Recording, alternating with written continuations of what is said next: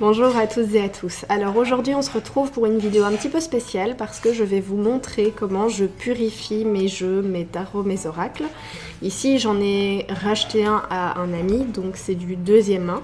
Donc je vais vous montrer aujourd'hui comment je m'y prends et comment il est nécessaire de s'y prendre pour purifier vos cartes, à savoir qu'elles sont passées par un processus de fabrication déjà, donc des usines, etc., entre beaucoup de mains. Et ici, en plus, elle est passée entre les mains, il est passé entre les mains de quelqu'un. Donc, c'est celui-ci, le tarot Rêve de Gaïa, un des rêves de Gaïa. Donc on va faire ça ensemble tout de suite. Alors, tout d'abord, je commence par allumer un encens. Je vais le purifier avec de l'encens. Vous pouvez le purifier avec du palo santo, avec de la sauge, etc. Aujourd'hui, moi, je vais le faire avec de l'encens. Vous allumez une petite bougie, vous allumez votre encens. Vous entendez bébé derrière qui m'accompagne. Et ensuite, tout simplement, vous allez aussi purifier la boîte. C'est très important. Donc, c'est à passer au-dessus de l'encens. Vous pouvez aussi, dans votre tête ou tout haut, demander la protection. Je ne sais pas de quel être vous êtes les plus attachés, les anges, un défunt, Dieu, ça peut être une déesse, etc. Moi, généralement, je parle de Dieu et de la déesse Kali pour m'aider à purifier mes cartes, à les protéger, à les bénir et à enlever toutes les ondes négatives. Ce qui est également très important à ne pas oublier, c'est de toucher chaque carte pour qu'elle s'approprie votre énergie. Donc vous touchez chaque carte, peu importe le sens, peu importe les toucher, qu'elles s'imprègnent de votre énergie, tout en demandant leur bénédiction, leur protection et qu'elles vous révèlent les messages dont vous avez besoin. On touche chaque carte, vous voyez, je touche chaque coin de mes cartes pour me les approprier. Alors, ce que je peux vous conseiller de faire aussi, je termine, c'est d'essayer de ne pas perdre vos cartes. Généralement, quand elles sont larges comme ça, vous verrez que c'est plutôt compliqué à mélanger. Maintenant, moi, je les prends de ce sens, vous voyez, pour avoir plus facile. Que de ce sens-ci, vos mains sont fort écartées et vous allez en perdre quelques-unes. Bon, maintenant, ça fonctionne aussi, hein, mais vous trouverez votre façon de faire et votre main correcte à force de pratiquer. Donc, quand vous avez fini de toucher chaque coin de carte, bonjour bébé, qui se balade dans la cuisine, vive le 4 pattes, vous pouvez tout simplement faire une petite séance de méditation en les posant sur votre cœur. Donc, vous les posez sur votre cœur et vous faites une petite séance de méditation, de calme, avec vos attentes, vos désirs et pareil, une petite prière, etc.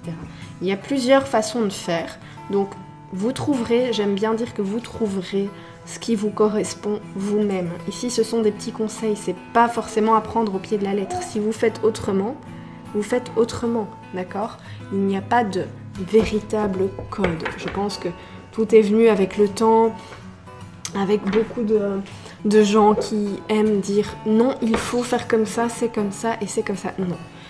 Faites avec votre cœur, votre ressenti et ça fonctionnera tout aussi bien.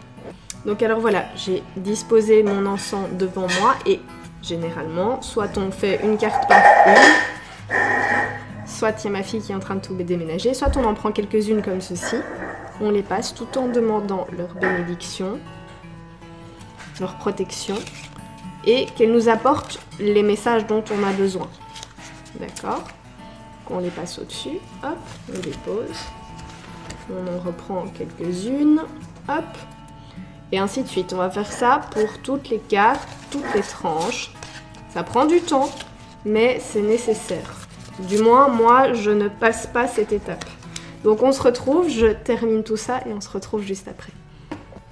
Petite parenthèse pour vous expliquer un petit peu, ce jeu m'avait déjà tapé dans l'œil et j'ai un ami donc, qui est venu à la maison hier et qui justement, lui, comptait le revendre. À savoir que ce jeu me parle parce qu'il y a assez bien de références dans les images à la sorcellerie.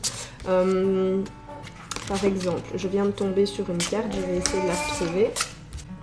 Par exemple, ici, tout simplement, le grimoire, les petites fioles, etc. Ici, on peut retrouver le pentacle, pareil, le grimoire, le chaudron.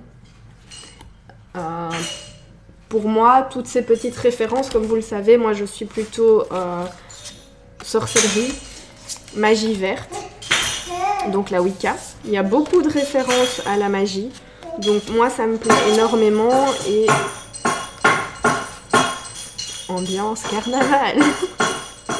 Et donc voilà, ce petit coup de cœur qui m'est tombé des mains justement hier, donc c'était mon coup de cœur et comme par hasard, pouf, il s'est présenté à moi, donc bien entendu mon compagnon m'a proposé de me l'offrir bien gentiment. J'ai pas dit non parce que c'est vraiment un coup de cœur.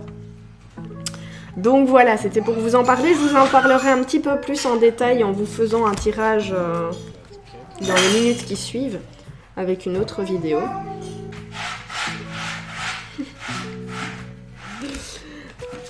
Comme ça, vous voyez un petit peu de quoi il en ressort.